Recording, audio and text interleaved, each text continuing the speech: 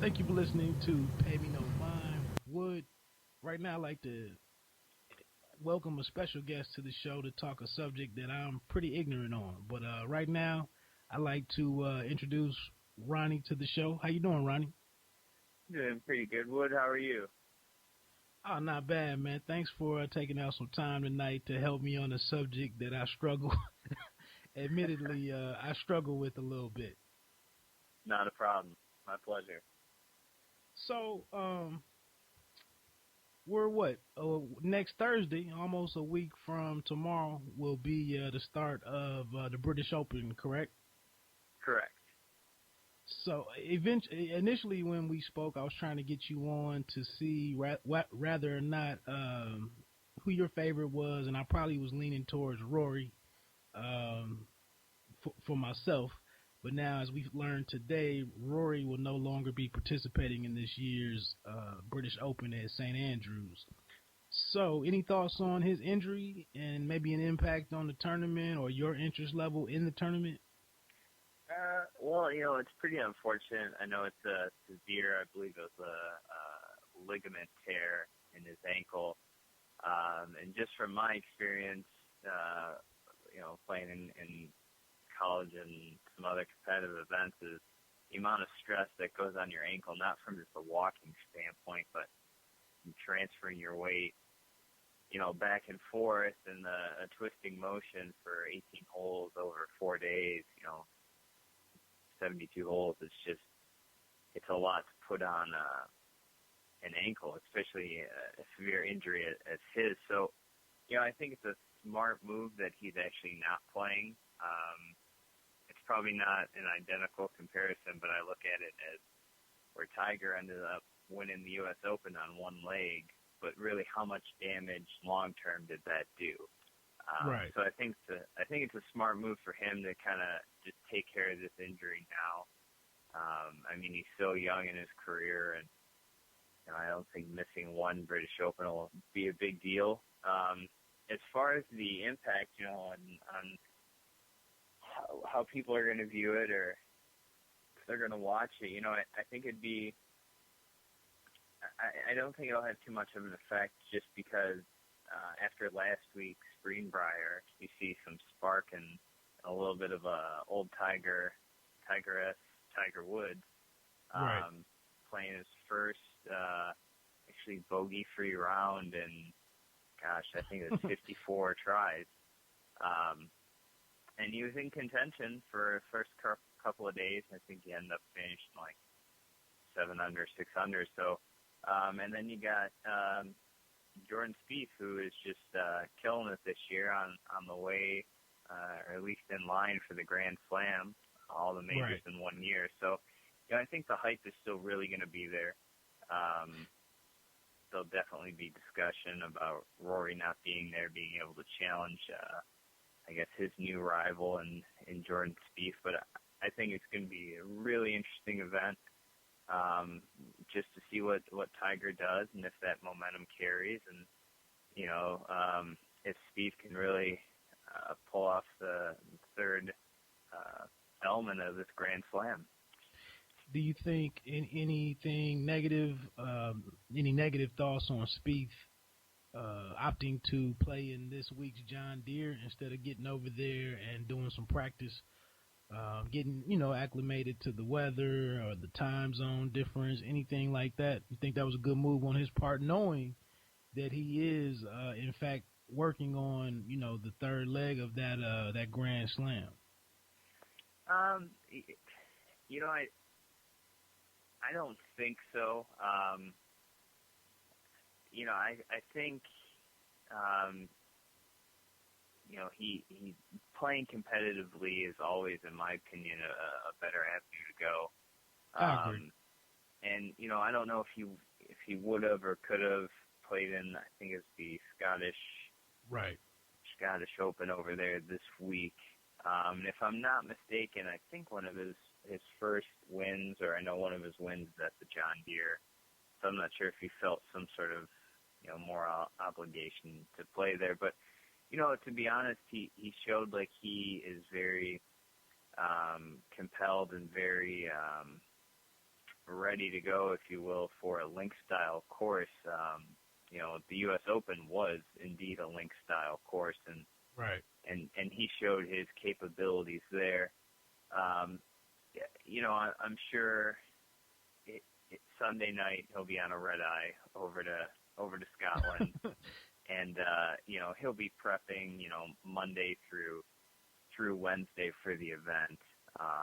So you know what, I think he's going to get some good playing experience in the competitive side of things this week, and 3 days of practice is going to be sufficient. I think for him, it's he knows what it takes, and I think it's a good move on his part. I agree. I don't think it'll be too much of a setback. These guys are pros, and I don't think anything such as a time zone difference or anything will factor in, at least significantly. So I think it was a good idea, especially if that's one of the earlier wins for him on the tour. If it was John Deere, I don't think it'll set him back too much.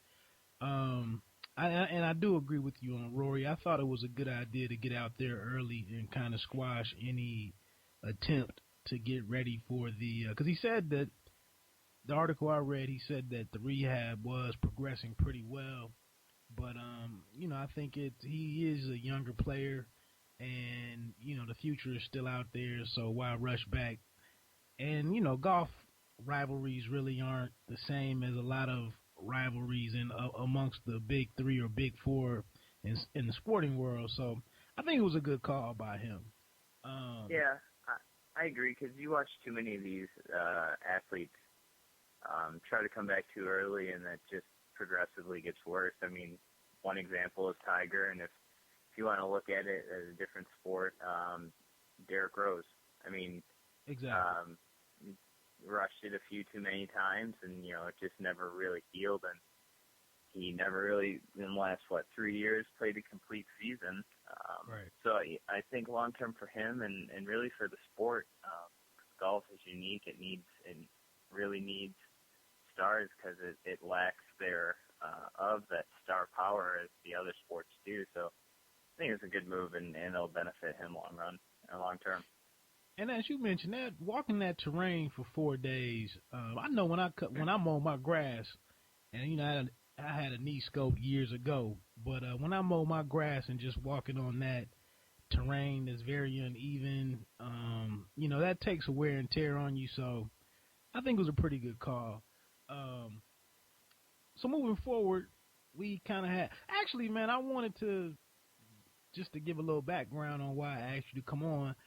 Just to let any listeners know that Ronnie actually played Division I golf for Eastern Michigan, correct? Well, I played a little bit of hockey there, but I played collegiate golf at Madonna University. Oh, my apologies. And no, that's fine. And there we went to won back-to-back conference titles, and actually went to back-to-back national championships. So. Okay. Yeah, that's where I played my collegiate golf. Okay. So, just to let people know, have a frame of reference on anything, any of your opinions or takes and whatnot, helping me out, like I said, a ton. So, with Rory being down, Rory actually was tied for 9th in the U.S. Open, with which Jordan Spieth won. Jordan Spieth hasn't played at St. Andrews before. And Rory is the defending British Open champ. So what does that switch, how does that affect your breakdown or your prediction on who we could look at as far as some winners coming up next weekend? Well, I think, this is one of the reasons I really like the British Open is it's really going to come down to Saturday, Sunday weather conditions. The course itself is pretty out there in front of you. I mean, nothing's really hidden. Where you can hit the ball, where you can't hit the ball. Everyone knows about the historic bunkers at all the courses that they rotate this championship at. So it's all out in front of you. So honestly, if it's good weather all 4 days, I really believe a favorite is Jordan Spieth. He showed he can win at a link-style golf course. But normally, particular courses favor certain players. And there's something in McIlroy or Spieth that reminds me of a Tiger in terms of they're just going to win. I mean, it doesn't matter the course, Exactly. the conditions. They just have that drive, that hunger, that level that some other guys really don't have. And those guys are the ones that need specific courses or types of courses to fit their game. Where Spieth, McIlroy, and Tiger, they just have it in them to win no matter what. And so I really think the field's at a disadvantage with Jordan Spieth. So I still think he's my front runner. I really even think if McIlroy was playing, I would still pick Spieth because I'd love to see him win this Grand Slam. But in terms of talent, I think they're pretty level with one another. So it's not like one has a distinct advantage. I just think maybe Jordan Spieth's got a little more drive, a little more hunger right now, just with all the momentum he's got from his year thus far. Right, and I think that's pretty indicative at the fact that he's taken home the trophies to the first two majors of the season. Is that just that instinct, that killer instinct, just the willing himself through some of these different courses. Really quickly, what's the difference, just for me, for nobody else, what's the difference? You referenced the link style course twice now. What's the difference in that and a regular course or other courses? Well, I guess the gist of it is a link style almost looks like a course that's burnt out, meaning it looks like all the grass is pretty much dead. Okay. So the course itself is much harder. You're going to get a lot of roll out of everything. Your approach shots, your drives, your putts roll out quicker. So everything, the way you have to play this course is a little different. Everything is bump and runs, land it short, and let the ball roll out. Whereas, I'll use the Greenbrier last week. A lot of players can fly the ball to the hole. You have a little bit more control over what the ball is going to do once it hits the ground. That is the main style difference. And a lot of times on a links course, it's in an area that's set up where you're going to have windier conditions. A lot of links courses are actually on the water. But the main difference is the speed of the course, along with a lot of the heather or tall grass. So the rough is just mostly tall heather all around the golf course. And they do have a secondary cut, as they call it, which is a little taller, obviously, than the fairway and a little thicker. But on this course they're going to be playing, it's going to be real quick, and there's going to be a lot of heather on there. Just a lot of tall, thick grass. So those are a couple of the main differences in a traditional course, I'll call it, a link style. Okay. Well, I'm going to go out there. I think my pick, I'm going to keep an eye on. I would go with maybe a Dustin Johnson, but I think I'm going to pull for Ricky Fowler. I think he finished maybe third in last year's British Open. Yeah, he was definitely top five. I know top that. Top five, at least, I think. He finished top five, and if I'm not mistaken, all four majors.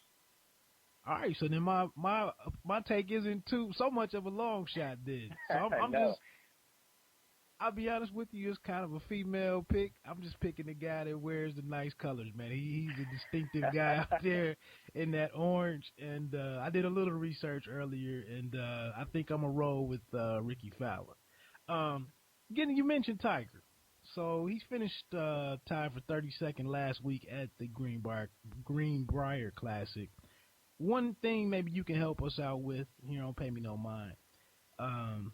I actually came across an article in USA Today that said that Tiger might be closer than what we think because of